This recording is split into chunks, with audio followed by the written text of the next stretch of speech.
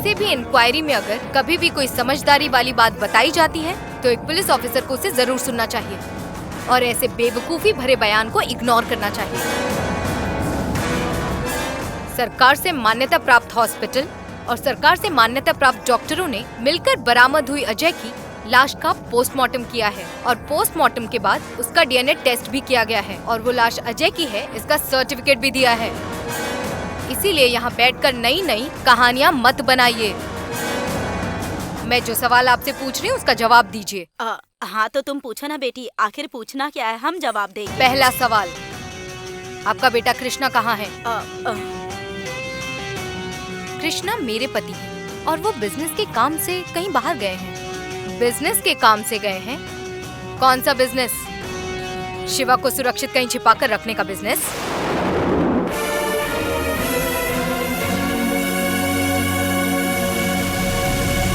बोलिए। मेरी बात सुनो बेटी, रामनाथन मेरे समधी हैं। सिर्फ रिश्तेदारी की वजह से उनके घर में क्या चल रहा है मुझे थोड़ी पता है, इतनी सी बात है। और इसके अलावा इस केस से हमारा कोई लेना देना नहीं है।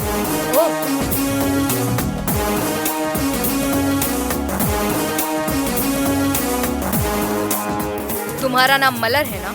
हाँ मैडम। तुम्हारे पति का नाम जयसिम्हन है। शादी से पहले उसने तुमसे प्यार का झूठा नाटक करके तुम्हें धोखे से प्रेग्नेंट किया।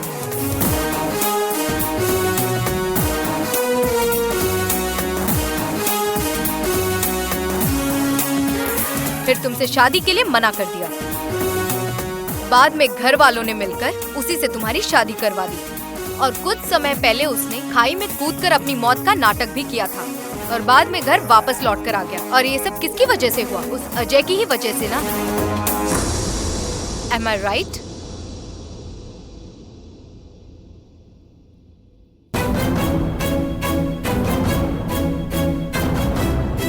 और तुम्हारा नाम सौम्या है। तुमने कृष्णा से प्यार करके शादी की, लेकिन कनिकापुरम के उस श्राप की वजह से पति की जान को खतरा ना हो इसलिए तुम बहुत दिनों तक मायके में ही रही। बाद में कृष्णा तुमसे लड़ झगड़ कर तुम्हें घर ले आया। आज तक तुम दोनों की कोई संतान नहीं है। तुम दोनों मंदिर मंदिर जाकर मन्नतें मांग रहे हो। Am I right? तुम लोगों को लगता है कि मैं कल ही गांव से आई हूँ और बिना कुछ जाने इस केस को हाथ में ले लिया है और सिर्फ रिश्तेदारी की वजह से ही सच जानने के लिए यहाँ चली आई हूँ, तो तुम सब लोग एक बहुत ही बड़ी गलत फहमी में हो। मैं इस केस के संबंध में हर चीज अच्छी तरह से स्टडी करके आई हूँ। ठीक है, तुमने स्टडी की होगी बेटी, उसमें हम क्या कर सकते हैं। हमारा उस परिवार से सिर्फ रिश्तेदारी का नाता है, बस इतना ही। और इस केस का और हमारा किसी तरह का कोई संबंध नहीं है और यही सच है। तुम चाहो जितनी बार भी पूछ लो, हमारा जवाब यही रहेगा। और क्यों नहीं है संबंध? मिस्टर मुरली तुम्हारे बड़े भाई है ना? शिवा को भगाने की प्लानिंग उन्हीं ने की थी। इसके पीछे उन्हीं का मास्टरमाइंड था।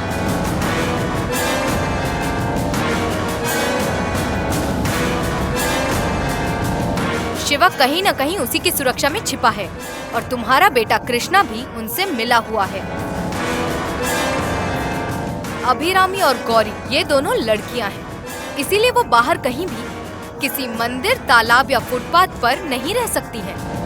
इसीलिए तुम लोगों ने उन्हें अपने किसी जान पहचान वाले के घर छिपा कर रखा है।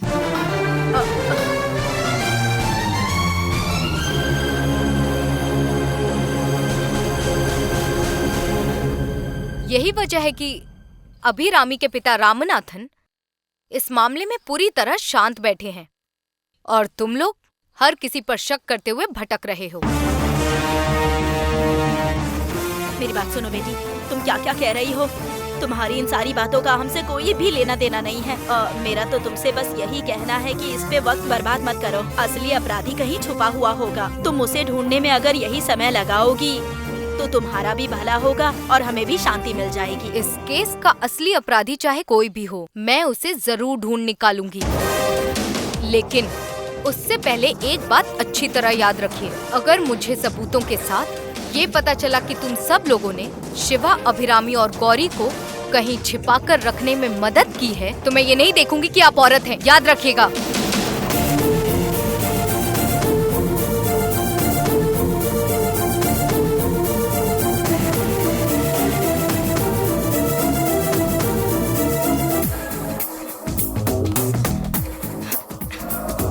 सबके सब मिलकर ही शिवा, अभिरामी और गौरी को छिपाए हुए हैं। अपने लोगों से कहो कि इनके घर पर नजर रखें। इनके घर से जो भी बाहर निकले वो कहाँ जाता है, किससे मिलता है और क्या काम करता है, उसकी पूरी डिटेल्स कलेक्ट करो। हर मिनट की डिटेल्स मेरी टेबल पर पहुँच जानी चाहिए। जी मैडम, सब जानकारी पहुंच जाएगी। मैडम, आपको कैसे यकीन है कि इन्हीं लोगों ने उन तीनों को छिपा कर रखा है? जब हम घर के अंदर गए थे तब उस दमयंती जी ने जल्दी से किसी चीज को कागज से ढक दिया था ताकि हम लोग देख न ले। तुमने नहीं देखा, पर मैंने ये देख लिया था। मैडम, जानती हो क्या ढका था? 2 सेल फोन, और वो दोनों सेल फोन सीधे अभी और गौरी तक पहुंचेंगे।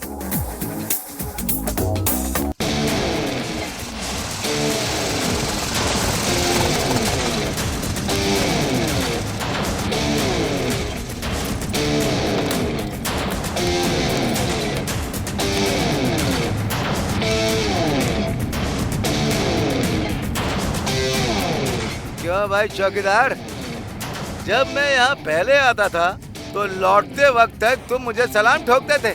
आज बड़े अक्कड़ कर खड़े हो, क्या बात है? नहीं, एसीपी मैडम ने तुम्हें डरा दिया है क्या? रुको रुको रुको, मैं अंदर जाकर मैडम को डरा कर आता हूँ।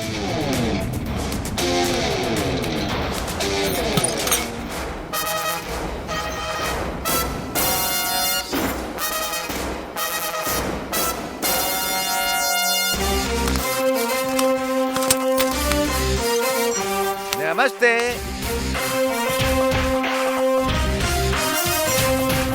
जय राम लक्ष्मी। कैसी हैं आप? ठीक है ना?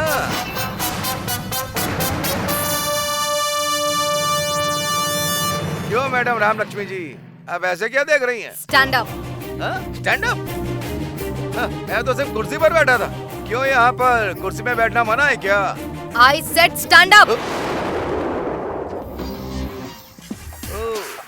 लगता है मैडम का पारा काफी हद तक चढ़ा हुआ है। ठीक है, इतना गुस्सा क्यों कर रही हैं? मैंने कुछ गलत किया है क्या? राम लक्ष्मी मेरे नाम से मुझे सिर्फ मेरे अपने लोग ही बुलाते हैं। तुम्हारे जैसे आते जाते लोग नहीं बुलाते। अच्छा, हम भी नहीं? हाँ, तुम्हारे जैसे लोगों से यही बात सुनने के लिए मैंने पढ़ाई करके ये पद हासिल किया है, समझे? Assistant commissioner of police. Better call me ACP. Do you understand that? ठीक है एसीपी मैडम, अब से आपको एसीपी ही कहूँगा। ठीक है एसीपी मैडम। तुम कौन हो? क्या चाहिए तुम्हें? मैं कौन हूँ ये आपको पता नहीं, इसीलिए इतनी ऊंची आवाज में बात कर रही हैं। कोई बात नहीं एसीपी मैडम, जिसकी शिवा ने हत्या की है अजय जयरामन, मैं उसका बड़ा भाई विजय जयरामन हूँ।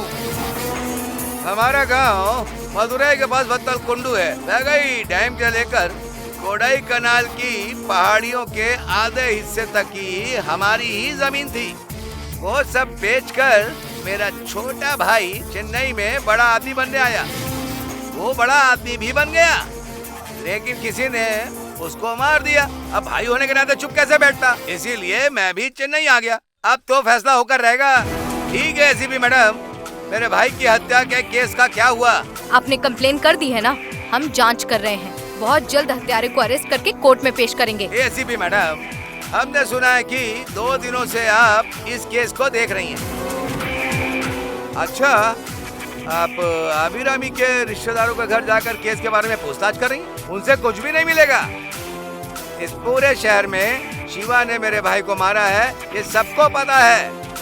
आप मेरी बात ध्यान से सुनिए। आप एक अलग टीम बनाइए, सबके हाथ में बंदूक दे दीजिए और आदेश दीजिए कि वो शिवा जहाँ भी दिखे उसे सीधे गोली मार दे।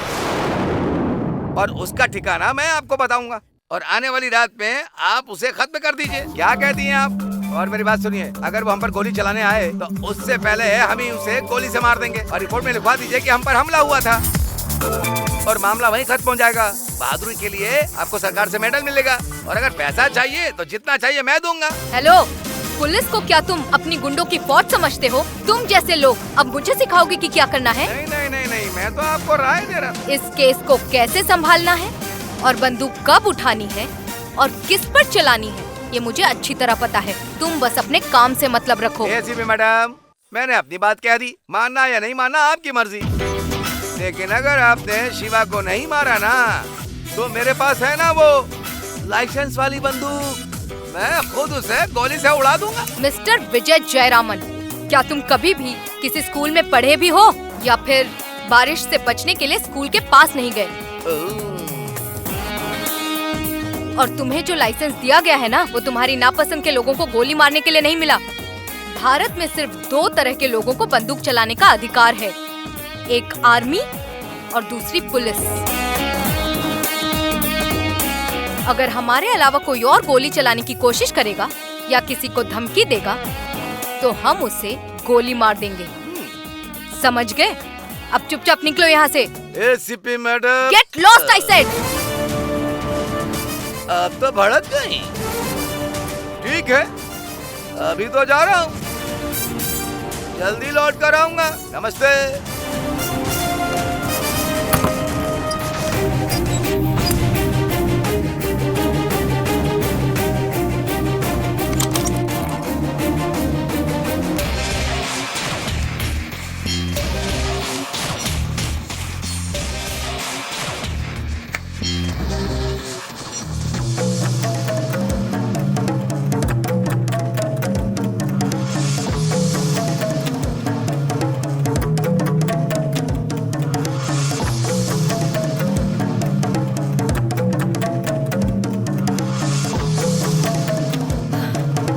मेरी बात सुनो मलर, सौम्या, तुम दोनों मेरी बात अच्छी तरह से सुनो। बोलिए ना माँ जी। पुलिस अब हमारे घर तक आ चुकी है और इसीलिए वो हमारे घर पर और तुम दोनों पर नजर रखेगी, लेकिन सिर्फ इसलिए कि पुलिस हमें देख रही है। हम अपने लोगों की मदद करना बंद नहीं कर सकते हैं, इसीलिए खाना लेकर जाते वक्त तुम लोग बहुत ज्यादा सावधान रहना। जी माँ जी, जी माँ जी।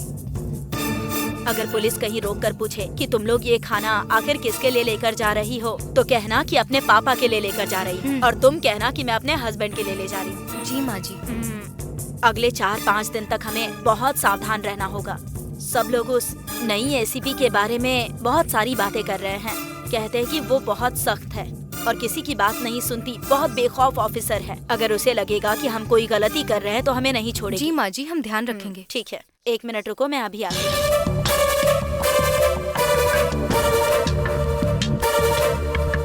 क्या हुआ? खाना तो दे दिया, अब ये कहाँ गई हैं?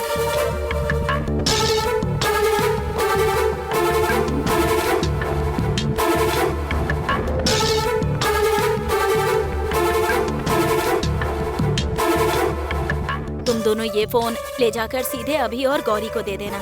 इस फोन की वजह से वो हमारे कांटेक्ट में रह सकती है, ठीक है ना? ठीक है माँ जी। ओह, इसीलिए आपने फोन तैयार करने को कहा था? हाँ सौम्या, तुम दोनों बहुत संभल कर जाना और ध्यान रखना, ठीक है ना? ये लो। ठीक है माँ जी। चलो आराम से।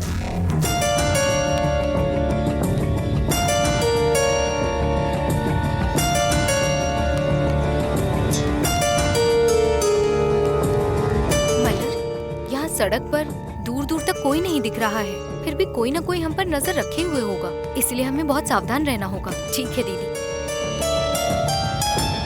दीदी, हम दोनों एक ही जगह से ऑटो में नहीं बैठेंगे, अलग अलग तरफ से जाकर ऑटो पकड़ेंगे। एक और बात, ऑटो स्टैंड से ऑटो मत लेना, चलते हुए ऑटो में बैठेंगे, और जहाँ उतरना है वहाँ ठीक सामने जगह पर मत उतरना, या थोड़ा पहले या थोड़ा आगे जाकर उतरना। ठीक है मलर। ठीक है, तो अलग अलग चलते हैं।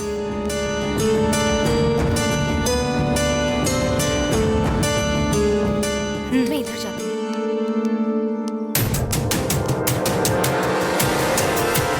Auto, 1 minute.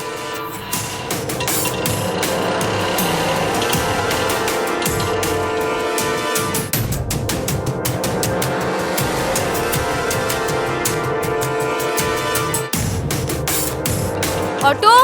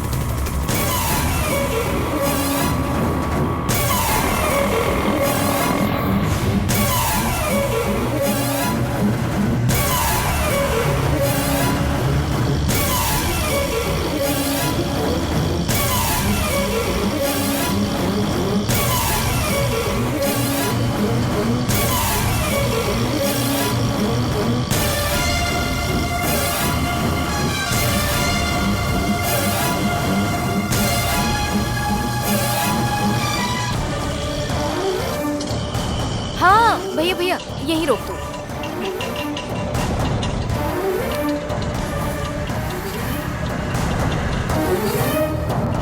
कितना हुआ भैया? 100 रुपए हो गए।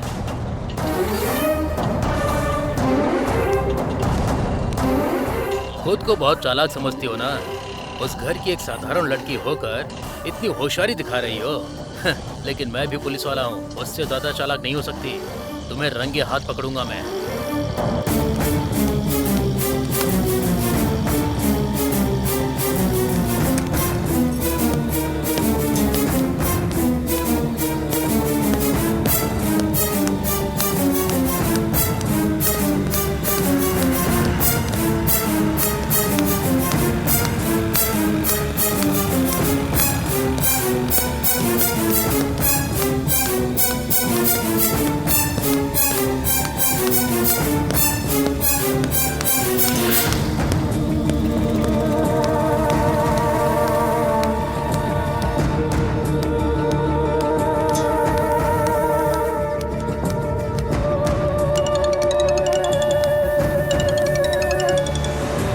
हेलो, मलर, बोलिए मालिक।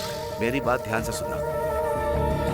मेरी बात पर कोई रिएक्शन मत देना। जैसे चल रही हो वैसे चलती रहो। ठीक है मालिक।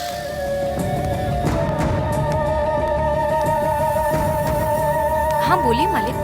मैं अभी यहाँ रास्ते में तुम्हारे दाहिनी तरफ दुकान पर खड़ा होकर कोल्ड ड्रिंक पी रहा हूँ, देख लो।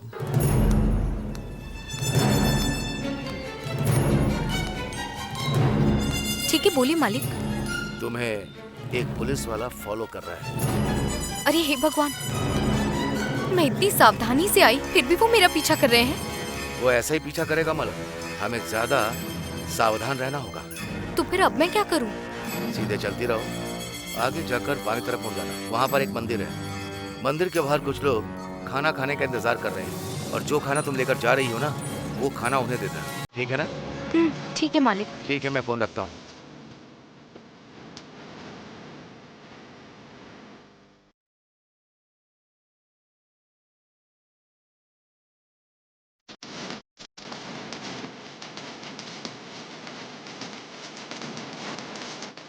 मैं इतनी सावधानी से आई थी फिर भी पुलिस मेरा पीछा कर रही है।